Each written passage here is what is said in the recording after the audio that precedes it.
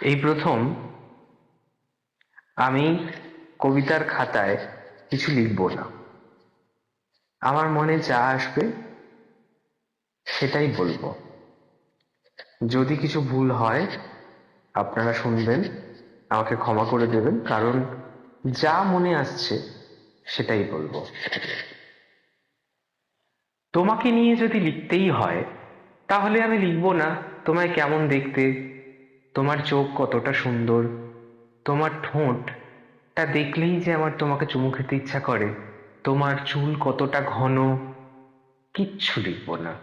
আমি লিখবো সেই দিনের কথা, যেদিন তুমি আর আমি ছাদে দাঁড়িয়েছিলাম, আমরা দুজনে চা খাচ্ছিলাম। চা খাওয়ার শেষে চায়ের একটা বিন্দু আমার ঠোঁটের একটা কোণে লেগে গেছিল, আর তুমি সেটাকে তোমার ঠোঁট দিয়ে মুছে দিয়েছিলে।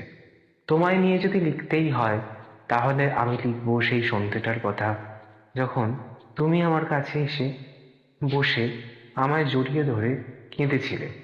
আমি প্রশ্ন করিনি তুমি কেন কাঁদছো, আমি তোমার কান্নার সাথে মিশে গেছিলাম। হঠাৎ কিছুক্ষণ পরে আমিও কেঁদেছিলাম তোমার সাথে। তোমায় নিয়ে যদি লিখতেই হয় তাহলে আমি লিখব সেই দিন সেই রাত্রির কথা, যখন আমি তোমার শরীরকে স্পর্শ করে দেখলাম তোমার শরীরে, তোমার শরীরটা খুব গরম হয়ে গেছে, খুব জ্বর এসেছে।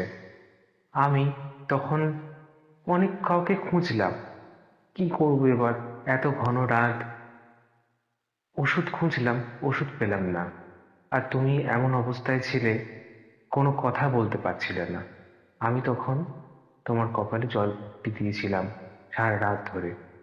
তোমায় নিয়ে যখন আমি লিখব, তখন লিখব হচ্ছে তোমার প্রেম, তোমার আদর, তোমার স্পর্শকে, যেগুলো যতদিন আমি থাকবো এই পৃথিবীতে ততদিন আমার সাথে থেকে যাবে, কখন নষ্ট হবে না।